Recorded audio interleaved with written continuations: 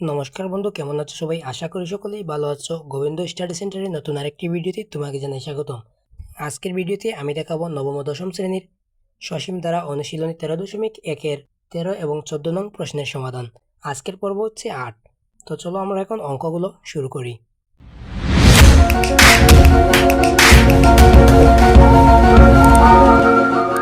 13 নং প্রশ্নে বলেছে কোনো সমান্তর ধারার 12তম পদ 77 হলে এর 23টি পদের সমষ্টি কত? এখানে দেখো তো কোনো প্রথম পদও দিয়ে নাই এবং সমান্তর ধারা বা দ্বিতীয় পদ কোনো দ্বারাই দিয়ে নেই, কিন্তু বলেছে কত? 12তম পদ 77। অর্থাৎ প্রথম দ্বিতীয় তৃতীয় আমরা কোনো মানই জানি না, কিন্তু 12তম পদ হচ্ছে 77। এই 77কে ধরেই আমাদের 23টি পদের সমষ্টি নির্ণয় করতে হবে। তো এই প্রশ্নটি আমরা কিভাবে সমাধান করব সেটি দেখি। তো আমরা জানি কি,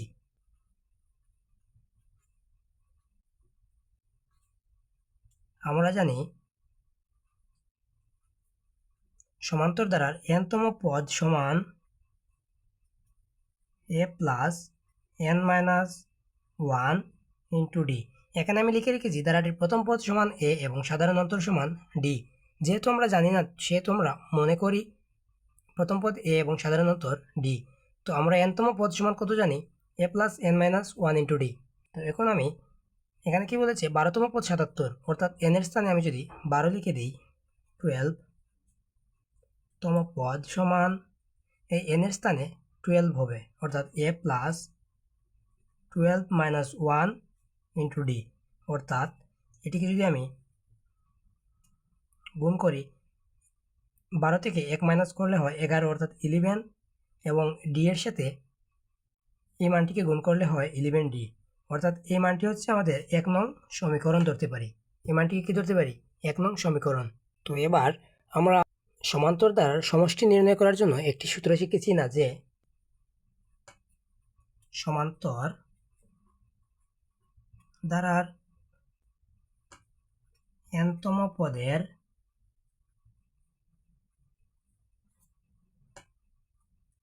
সমষ্টি Sn by Sn equal n by 2 2a plus n minus 1 into D. তো এই সূত্রটির মাধ্যমে আমরা সমান্তর ধারার n সংখ্যক পদের সমষ্টি নির্ণয় করে থাকি। তো এখন আমরা এই সূত্রটি ব্যবহার করে 23টি পদের সমষ্টি নির্ণয় করব। তো n-তম পদের জন্য আমরা এই সূত্রটি ব্যবহার করি, কিন্তু এখানে প্রশ্নে বলেছে 23টি পদ। তো 23টি পদের জন্য n এর মান কত হবে? s23 ইকুয়াল, এই n এর মান হবে 23/2 2a প্লাস এই n এর মানও হবে কত? 23, অর্থাৎ 23 মাইনাস 1 ইন্টু ডি। তো এর মানও আমরা জানি না, ডি এর মানও আমরা জানি না। তো আমরা লিখতে পারি, বা 23কে তো আমরা 2 দ্বারা ভাগ করতে পারি না, তো যেটি আছে সেরকমই লিখে দিব, যে 23/2 2a প্লাস, এবং এখান থেকে 23 থেকে যদি আমি 1 মাইনাস করি, মান হয় 22, এবং এখানে রয়েছে ডি। ডিকে যদি আমি এখানে গুণ করি তাহলে হয় 22d। আশা করি এতটুকু তুমি বুঝতে পেরেছ। তো এবার যদি আমি এখান থেকে একটু কমন নেই, যে এরকম হবে, যে বা 23/2, এবং এখান থেকে যদি আমি 2 কমন নেই এবং এখান থেকেও একটি 2 কমন যায়, তো মানটি হয় এরকম, যে a প্লাস 11d। আশা করি এই বিষয়টি তুমি বুঝতে একটু অসুবিধা হচ্ছে। তো বুঝতে অসুবিধা হচ্ছে এরকম, যে কমন নেওয়া বলতে আমরা কি জানি? ভাগ করা। কমন নেওয়া বলতে কি বুঝি? আমার চ্যানেলে কমন নেওয়ার যে ধাপগুলো বা উপায়গুলো সেগুলো নিয়ে ভিডিও রয়েছে, অবশ্যই সেগুলো দেখার অনুরোধ থাকবে। আর তুমি যদি কমন নিতে পারো তাহলে তার কোনো কথাই নেই। তো যদি আমরা 2কে কমন নেই, তো 2 কমন নিলে এখান থেকেও 2 ভাগ যায় এবং এখান থেকেও 2 ভাগ যায়, অর্থাৎ 2a থেকে যদি আমি 2কে ভাগ করি তাহলে শুধু থাকে a, এবং 22 থেকে যদি আমি 2কে ভাগ করি, 2 দ্বারা ভাগ করলে হয় 11d। তো এখানে যে 2 রয়েছে এবং এখানে হরে যে 2 রয়েছে সেটি কাটাকাটি যায়। সেটি কাটা গেলে আমাদের মান হয় 23, এবং এখানে যে a প্লাস 11d রয়েছে সেটি আসলে এই মানটি। তো এই মানটি তো 12তম পদের মান। তো 12তম পদ সমান আমাদের কি ছিল? 77, 12তম পদ সমান কত ছিল? 77। তো আমরা কি এখানে লিখতে পারি না যে এই মানটির বদলে আমরা কি লিখতে পারি এখন 77? এই মানটির বদলে আমরা কি লিখতে পারি 77। তো আমাদের মান হয় এরকম যে 23 এবং 77 যদি আমরা গুণ করি আমাদের আনসার হয় 1771। এখানে আমার লেখা উচিত ছিল যে এই মানটি সমান 77, সেটি আমি মিস্টেক করে ফেলেছি।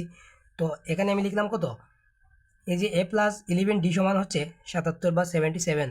তো এই 23-র সাথে যদি আমি 77 গুণ করি আমাদের আনসার হয় 1771 বা 1771। এটি হচ্ছে আমার নির্ণেয় আনসার। আশা করি তুমি 13 নং প্রশ্নের সমাধানটি খুব সহজেই বুঝতে পেরেছ। তো এবার চলো আমরা 14 নং প্রশ্নের সমাধানটি করি। তো 14 নং প্রশ্নে বলেছে কি, দেখো তো, একটি সমান্তর দ্বারার 16তম অর্থাৎ 16তম পদ -20 হলে এর প্রথম 31টি পদের সমষ্টি কত? তো এখানেও 13 নং প্রশ্নটি যেরকম ছিল সেরকমই দিয়েছে যে 12তম পদের মান দিয়েছিল 13 নং প্রশ্নে, এখানে দিয়েছে 16তম পদের মান। তো আমাদের দ্বারাটির প্রথম পদ সমান আমরা ধরবো কি এ এবং সাধারণ অন্তর সমান ধরবো ডি, এবং আমরা জানি কি nতম পদ সমান a+n-1 ইন্টু ডি।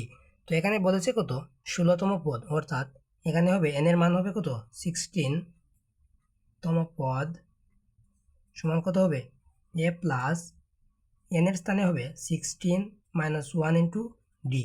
তো আমরা লিখতে পারি যে বা a+16 থেকে যদি আমি 1 মাইনাস করি হয় 15 এবং 15-এর সাথে ডি গুণ করলে আমাদের হয় 15d। তো এটি হচ্ছে আমাদের 1 নং সমীকরণ। তো এটি আমি যদি প্রশ্ন মতে লিখি যে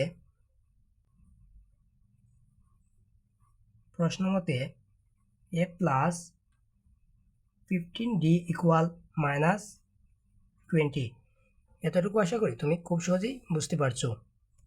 তো এবার আমরা nতম পদের সমষ্টির সূত্রটি এরকম জানি যে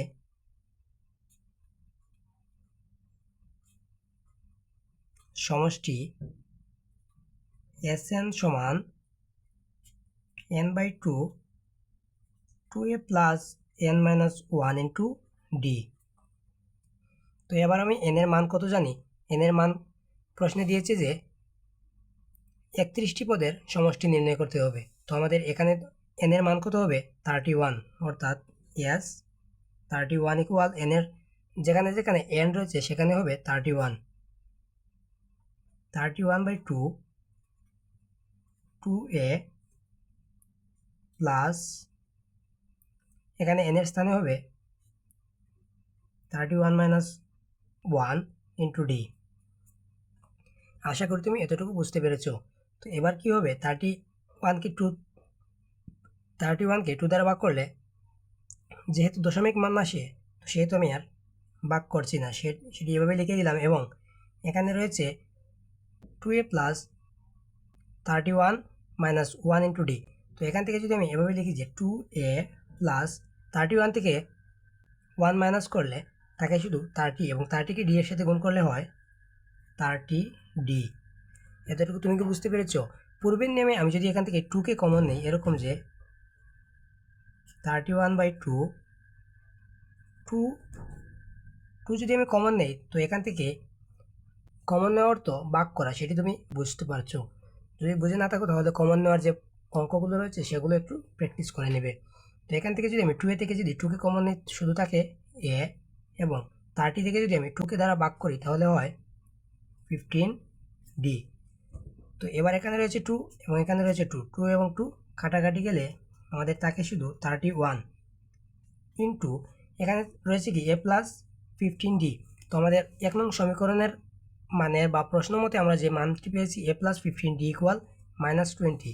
তো এই মানের পরিবর্তে আমি কি এখানে লিখতে পারি না যে -20? হ্যাঁ, অবশ্যই লিখতে পারি। তো এবার যদি আমি 31-এর সাথে -20কে গুণ করি তাহলে আমাদের গুণফল কত দাঁড়ায় এই 31-এর সাথে -20কে গুণ করলে -620 হবে। তো এটি হচ্ছে আমাদের 14 নং প্রশ্নের আনসার। আশা করি তুমি অঙ্কগুলো খুব সহজেই বুঝতে পেরেছো। যদি বুঝতে পারো তাহলে অবশ্যই ভিডিওতে একটি লাইক দিয়ে চ্যানেলটি সাবস্ক্রাইব করতে ভুলবে না। ধন্যবাদ।